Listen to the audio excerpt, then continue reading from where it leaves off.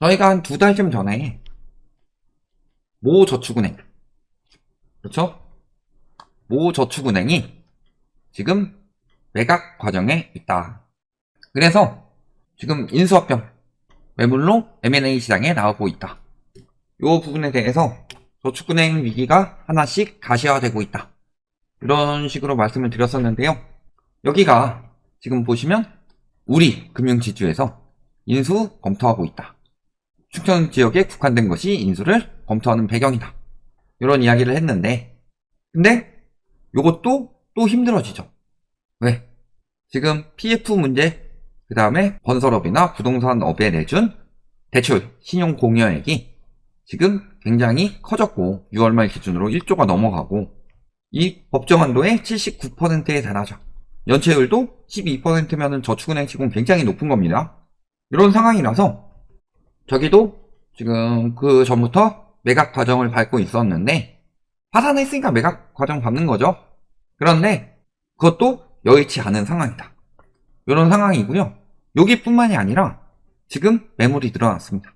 여기 한땡 저축은행, 좀 화가 나는 저축은행인데 여기나 앳땡온 저축은행, 이런 곳들이 지금 매물이 늘어나고 있다. 그 틈에. 그래서 저축은행 매각하는 곳들이 늘어난다. 자, 저희가 그런 이야기를 했죠. 금융위기 시기가 다가오면은 M&A 시장이 활성화된다고 했죠. 그래서 M&A 시장이 활성화가 되는데 그게 글로벌 금융위기 때도 미국에서도 굉장히 M&A가 활성화가 됐었어요. 그런 것처럼 지금도 저축은행 M&A 시장이 지금 계속 나오고 있다. 이런 상황이고요. 이런 은행 파산이 하나둘씩 늘어난다. 그리고 그 이유가 지금 적자 전환이 심각하다 라고 그랬죠. 그래서 은행권, 금융권의 M&A 시장이 슬슬 살아나고 있다. 그리고 M&A 관련해서 그런 곳들이 뭐 상장이 많이 되고 이런 상황이 경제 위기가 왔다는 소리입니다. 이런 거고요. 지금 이렇게 계속 적자가 나고 있고 적자가 나고 있는 이유는 수신금리가 올라가는데 대출금리는 법정이자 한도가 20%죠. 그러니까 그만큼 대출 이자로 받지는 못하게 만들어요. 이 와중에 또 정부에서는 뭐 상생금융이니 뭐니 해가지고 이자 높이지 못하도록 만들고 있죠. 이런 상황인 거고, 그 다음에 대출 내준 사람들이 대출을 잘 갚고 있느냐? 1금융권에서도 연체율이 늘어나고 있는데 2금융권이라고 연체가 안 되겠느냐? 그래서 보시면 저축은행이 다른 곳보다 압도적으로 높은 연체율을 가지고 있죠. 그렇다고 해서 상호금융, 여신 전문, 신용카드 이런 데가 괜찮은 게 아니에요. 신용카드는 최근 역대 최고 돌파하면서 2% 넘어갔고, 그 다음에 상호금융 같은 경우는 낮은 이유가 뭐냐면은 상매각으로 태우죠. 저기 부실 여신을 태우는데 저축은행 같은 경우는 쉽사리 태우지를 못하고 있죠. 손실도 크고. 근데 상매각이라는 것 자체가 상각은 없애버린다는 소리예요. 매각은 싸게 파는 거죠. 예를 들어 1억짜리 채권이 있다. 그러면 요거를 1억에 파는 게 아니라 그 사람들도 채권 회수하는데 회수가 어려운 채권을 비싸게 사주겠느냐. 그러니까 뭐 한 2천만 원, 3천만 원 이렇게 사주는 건데 저축은행 같은 경우가 상매각이 안 되고 있으니까 연체율이 다른 데보다 높아 보일 뿐이지 다른 곳들도 지금 연체율은 상매각해서 낮춘 거예요. 이런 상황인 거고 연체율 계속 비상 걸리면서 손실 커지니까 지금 대출을 줄이고 있는 상황이죠. 그래서 저축은행의 중금리 대출 규모가 줄어들었다.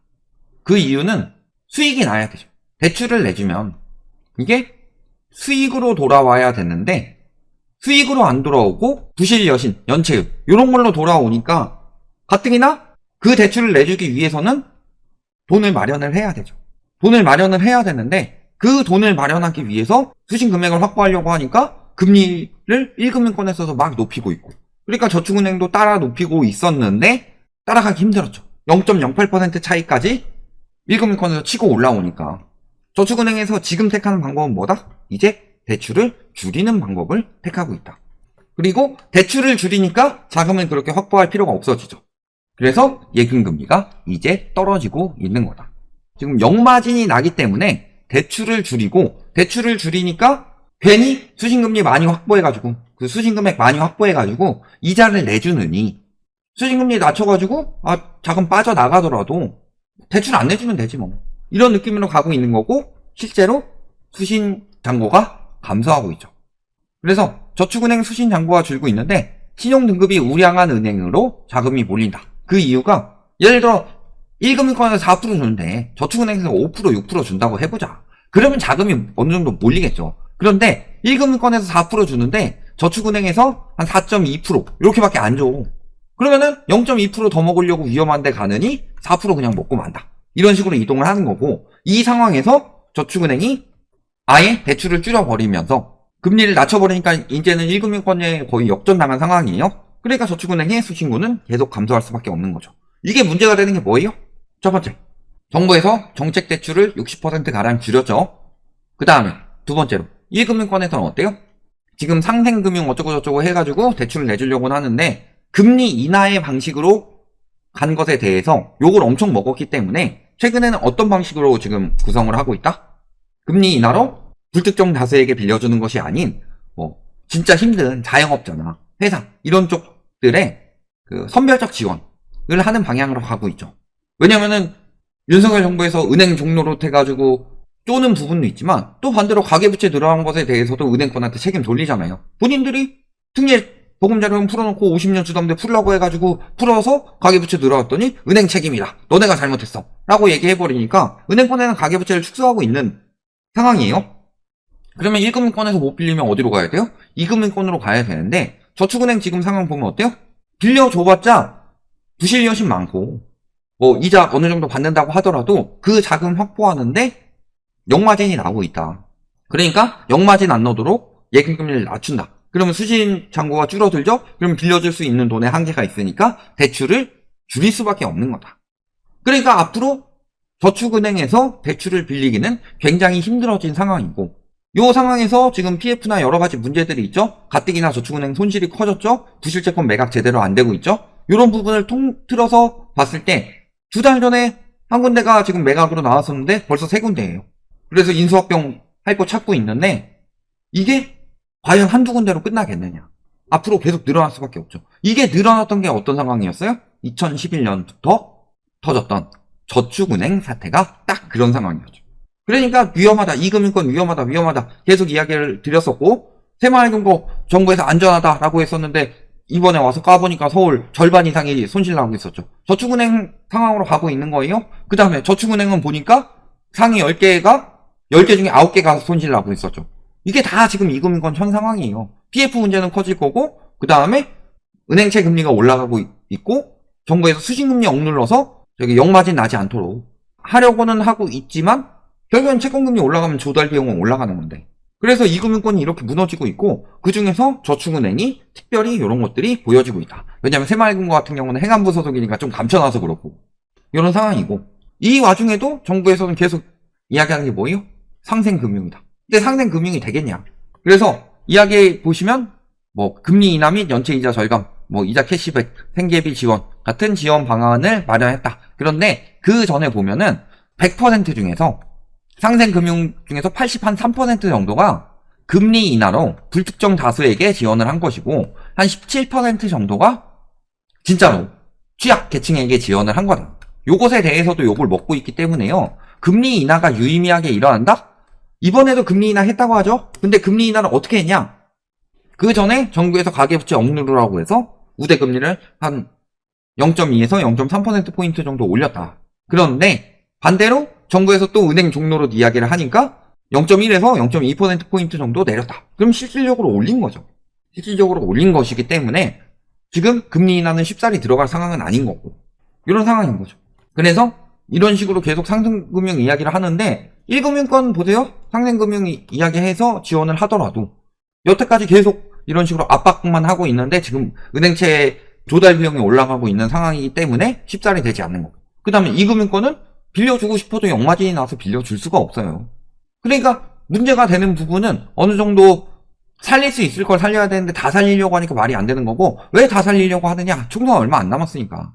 근데 그거 다 살리려고 하면 경제 안 좋아지죠. 그럼 누가 열심히 일해서 돈 벌려고 하겠어? 파산 나는 것도 다 살려주라고 그래요. 이번 정부 초창기에 영끌 비투 다 살려줄 것처럼 이야기를 했잖아. 살려줘요? 안 되죠. 한계가 있다. 금융시장이 지금 이렇게 돌아가고 있는데 은행 쥐어짠다고 해서 얼마나 살릴 수 있겠냐. 이런 상황이고, 2금융권은 요것 때문에 위기가 더 심각해지고 있는 거고, 그리고 언론들도 저러면 안 되죠. 언론들도 지금 와서는 막 상생금융 엄청나게 필요한 것처럼 이야기를 하는데, 언론이 굉장히 정치적인 게 뭐냐? 전 정부 때 이런 식으로 이야기를 했어요. 전 정부 때 법정금리를 24%에서 20%로 내렸어요. 그러니까 뭐라 그래요? 불법 사금융 내몰릴라. 근데 지금이 딱 그런 상황이에요. 정부에서 상생금융을 강조하면서 1금융권 수신금리를 내리죠. 1금융권 수신금리를 내리니까 저축은행도 수신금리를 내리는 거예요. 수신금리 내리면서 대출을 줄여버리죠. 수신금리 내리면 자금이 확보가 안 되니까. 그래서 2금융권에서 지금 불법 상금융으로 밀려가고 있는 상황이죠. 그런데 왜 이번에는 그런 비판을 하나도 하지 않느냐. 관치금융의 폐해가 지금 나타나고 있는 거고, 그 폐해가 나타나면서 문제가 여러 개 많지 않았던 2금융권, 저축은행이나 새마을금고나 신협 이런 데서 하나씩 터지고 있는 거다. 지금 이게 현 상황이에요. 그러니까 저축은행이든 새마을금고든 2금융권에 이자 조금 더 준다고 해서 맡기지 마라. 물론 맡기실 분들은 맡기셔도 됩니다. 근데 위험할 정도까지는 맡기지 마라. 내가 최소 어느 정도 쓸 수 있는 자금 정도는 안전한 것으로 빼두고, 그 다음에 예금자 보호법을 넘어가는 금액은 두지 말아라. 이런 부분을 늘 말씀을 드리죠. 그러니까 이런 이야기를 하는데, 얼마 전에 영상 올렸더니 그런 댓글이 달리더라고요. 예금자 보호법이 다 해줄 거임. 예금자 보호법이 보호를 해줄 거임.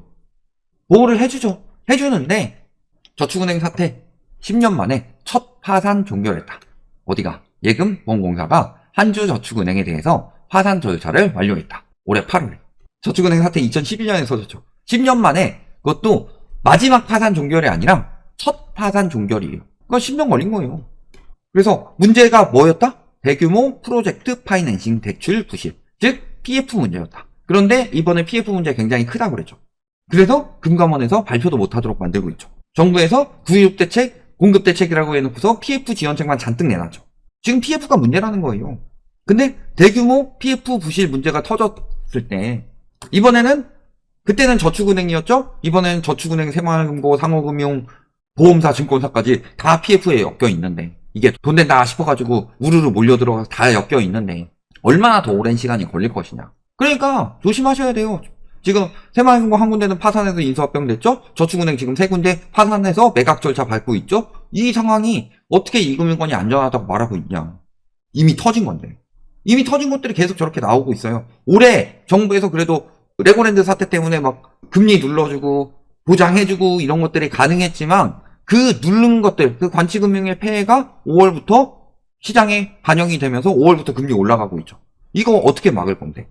여러분 보시면은 지금 내 자금을 어디에 어떻게 써야 되는지, 어디에 어떻게 보관을 해서 잘 안전하게 할 수 있는지. 남들은 영클 B2에서 망했는데 나는 안전하게 모아놨는데 이자 조금 더 준다고 해가지고 거기다 넣어놨다가 망하면은 그거만큼 억울한 게 어딨냐. 이런 부분을 잘 생각해 두셔서 자금을 안전한 곳에 잘 옮겨두셔야 된다. 여기까지 말씀드리겠습니다.